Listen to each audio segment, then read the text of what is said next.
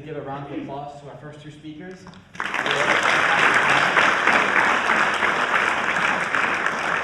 Excited for the night. It's very humbling to be able to stand here and speak to you tonight.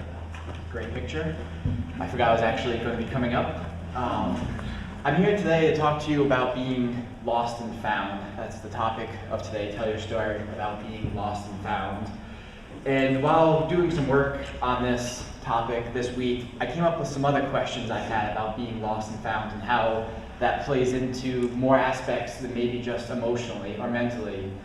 So I'm going to talk to you about a few questions I've asked myself this week about that, and then I'm going to tell you a little personal story about a moment in my life that is isolating, always stands out as a true moment of me being lost and found. I'd like to start off by asking one of the questions I came up with was, why love? Why do you fall in love? Why do you experience love? Many times it's painful and it makes you jaded and skeptical and hurts after when you get hurt and you fall out of love. And you're born into love, and it's very tough because when you're born into it, you're born into that realm of love being forced on you, and you were created by love, and you have not really your own mindset about where you should be going with love. And I believe you're very lost when you first are experimenting with love. You date the wrong people, you get involved with the right people, it doesn't work. And through trial and error, you discover your identity and what love means to you. So even though you were made by love and came into the world of love and shown love and how you should love, I feel like a way to be found is for you to experiment and through trial and error, discover that love. So that was one way I thought about being lost and found, that feeling of trying to find your identity in other avenues. Another question I thought of was a more materialistic one. Why buy expensive clothes or like material goods like flat screen TVs? And I came to the conclusion it was similar to the idea of love, that you're born into this world where you're forced into certain clothes. You try your things. Like, it took me years to be able to fit into these skinny jeans. And like, I forced myself into it and I'm very comfortable in it now, but like, looking back 10 years ago, pictures of myself, I look and I shake my head like, what was I doing? I was balding and I tried to give myself a mohawk. And I was fighting my balding with every inch I had. And it took me a while to realize that being bald, I actually found myself and found that I was comfortable being bald. And so I think there's a lot of different avenues you can take about being lost and found in life. And like I said, it's not just maybe necessarily about something negative in your life. It could be a positive thing, like you finding your identity. Another thing I've come to the conclusion of is I've been using the idea of pain and beauty interchangeably with the idea of being lost and found, because I feel like pain battles with beauty. And anyone who's read my blog post this week, I was touching upon this a little bit. I've just been fascinated with the idea of pain and beauty. And I feel like when you experience something painful, you lose that beauty, and you try to find that beauty again by going through that pain. And it's so easy to get lost. And that was another question, like, why is it so easy to get lost and so much harder to find yourself? And I think it's because the adventure and the journey you have to take pushes you past your comfort level and moves you past the horizon of where you previously were. So back to pain and beauty. When you have that pain, you try to crawl your way back to that moment of beauty that you feel was robbed from you or taken from you. And then the beautiful part is, due to that pain you're experiencing and that loss, your perception and your priorities alter and shift. So that beauty you were once seeking now has altered or changed into something that you were not even aware of. So you actually cruise past that one moment that you were seeking that you didn't even know you could cruise past, and you start a new baseline at a new part in your life. And you feel very confident and cool because you're like, wait a minute, like, I can handle myself, and like you take that and you store it away, that you were able to make it past that one point of pain and find the beauty in that. And now I'd like to tell you a little story about me being lost and found.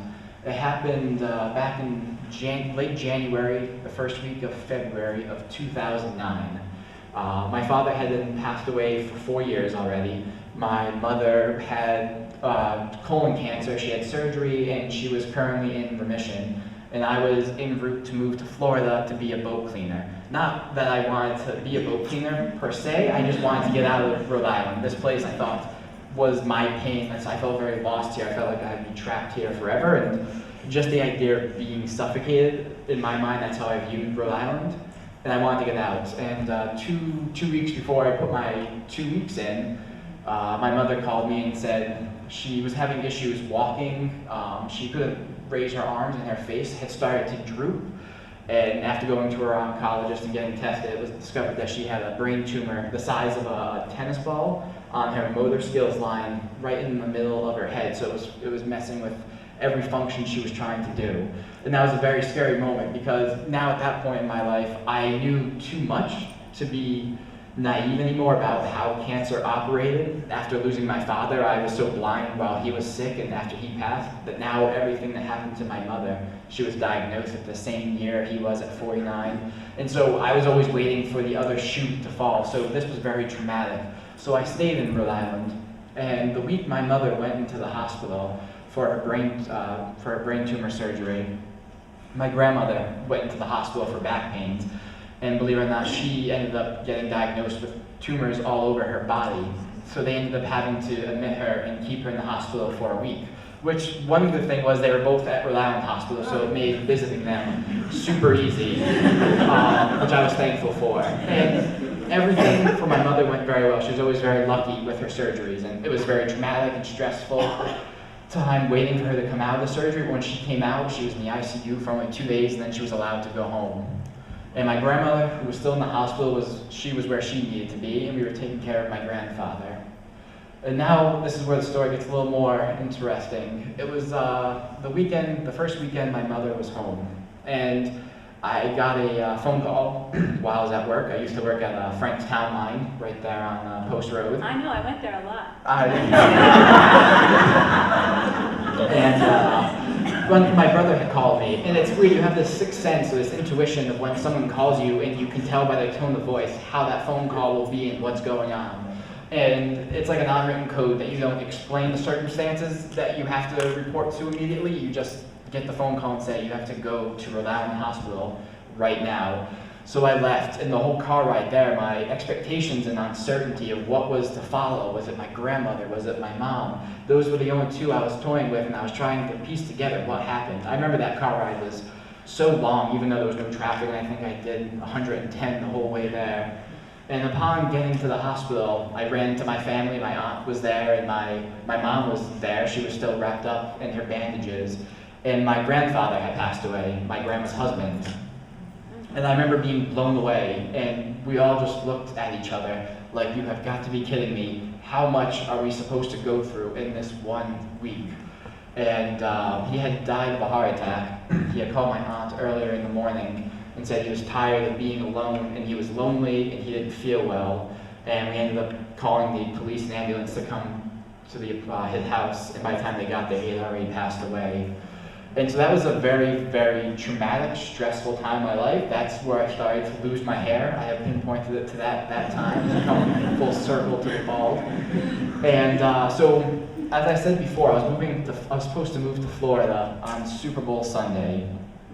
And I was working that day. I don't know who played, because I don't follow sports, which is why I was moving on Super Bowl Sunday. I sat there at work, and I was crashing down around me. And I'm not one for self-pity or to wallow in my sadness, but there was so much in such a short period of time, between Florida getting taken away, my mother having another brain tumor, my grandmother having cancer all over her body, and my grandfather passing away, that I just looked at the world in a different light that day.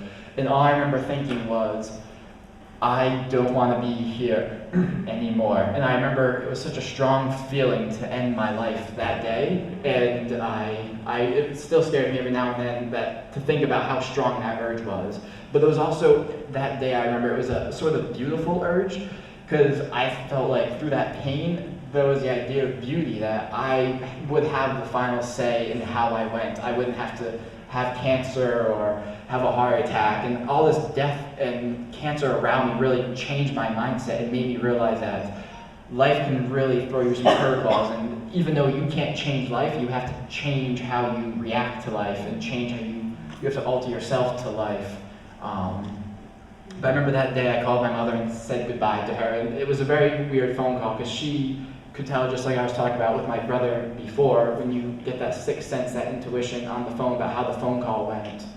And it was a very sad moment. As you can tell, I never actually did anything. I sat in my car that night, and I cried my eyes out. I just sat in the parking lot by myself, and I just thought of a million reasons not to do it, and I could think of 2 million reasons to do it. But I kept coming to the conclusion that I couldn't stay lost because there was so much pain that I've already had in my life that I can use as a building block and as a chance to move forward, that I shouldn't end it now because I have already been through what I viewed the worst of it. I lost my father, my mother is back in remission, and my grandfather has passed away. There's nothing I can do about that. And I also kept thinking about things I had to do in the morning, and I had a terrible coffee that day, and I kept thinking, I don't want to go on this note. This coffee like ruined my day already. It was a very like torn moment, but it was a very beautiful moment where I was very lost, and then I ended up getting found. And I wanted to just share that with you, and thank you very much.